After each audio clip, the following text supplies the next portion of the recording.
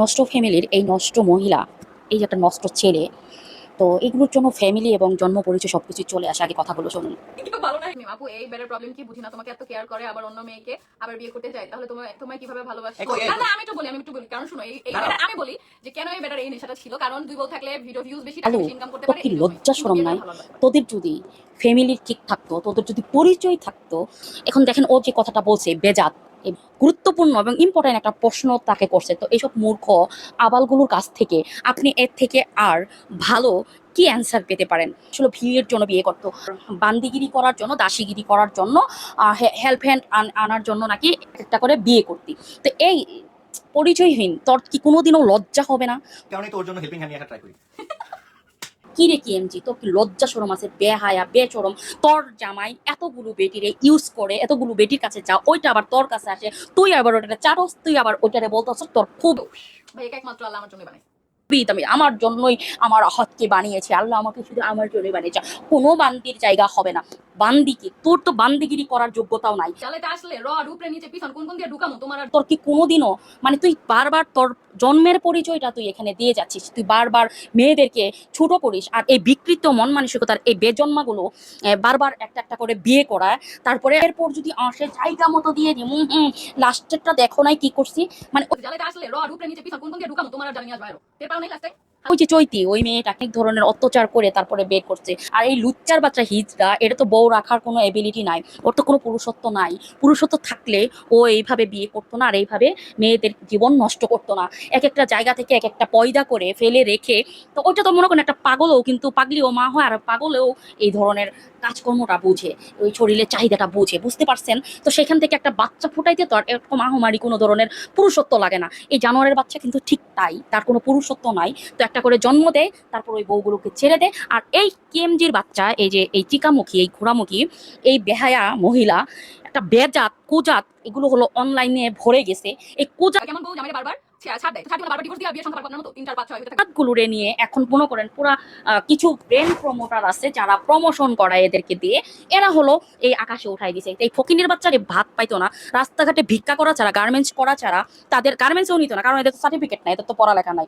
তো এগুলো করে একটু টাকা পয়সা ইনকাম করে যে বড় বড় লেকচার গুলো মারে, আবার এই যে প্রত্যেকটা মানুষের জীবন নষ্ট করে দিয়ে এরকম নষ্টামি করার জন্য তোদের মতো বেহায়া নির্লজ্জ গুলো, তোদের পক্ষে সব সম্ভব।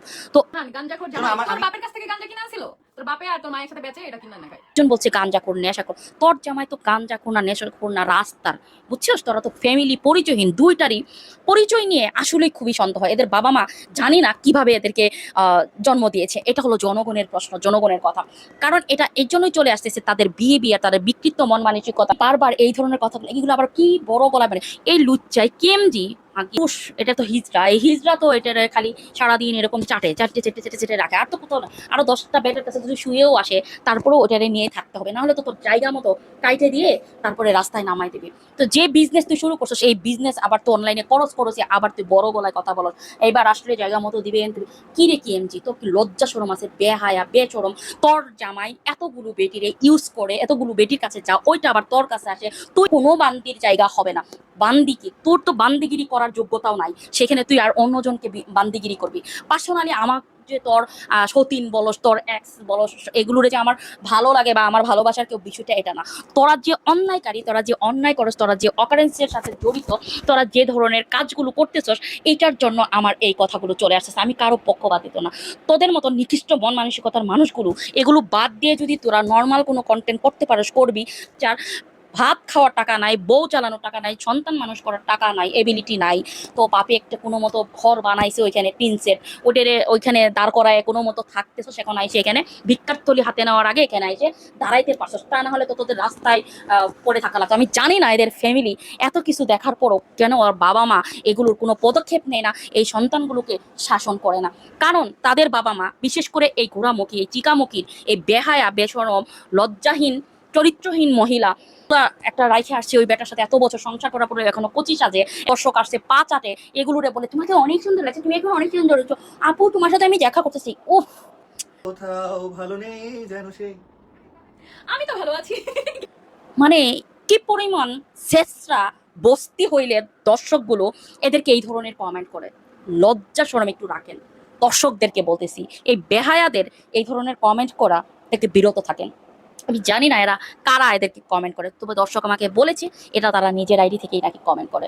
তো এই বেশরম বেলাজা এইভাবে লাইভে এসে যে নির্লজ্জপনা করে নিজেকে কনফিডেন্স লেভেল নিয়ে এইভাবে কথা বলে, কারণ জনগণ ওদেরকে লাভ তুষ্টা দেয় না। আর যেগুলো ওদের এক্স ছিল আর এই কালু দাতালের, এরা এদেরকে কোনো শিক্ষা দিতে পারে নাই। এই জানোয়ারের বাচ্চারা কেন জেলে দিতে পারে না? ওকে তো 1 সেকেন্ড লাগবে না ওর পায়ের নিচে মাটি সরাইতে, ও আবার এই ধরনের কথা বলে, যেভাবে ছোট করে এদেরকে কথা বলে। এরা কি করে এগুলো সহ্য করে?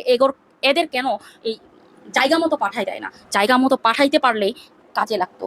তো আমি মনে করি ও নেক্সট কোনো ডিসিশন নেওয়ার আগে, কোনো মেয়ে যদি এটা করো, ওরে জায়গা মতো পাঠায়। কি বলবো, বলার ভাষা নাই। অনেক কিছু বলতে ইচ্ছা করে, এগুলোর জন্য না আসলে মুখটাও খারাপ হয়ে যায়, মুডটাও খারাপ হয়ে যায়। এগুলো বেহায়াদেরকে বলেও আরো নিজের সম্মানটা নষ্ট করা হয়। আর কি বলবো, ওদের এগুলো অসহ্য লাগে, অসহ্যকর লাগে। সবাই ভালো থাকেন, সুস্থ থাকেন, সম্পর্কের যত্ন নিন। আল্লাহ হাফেজ।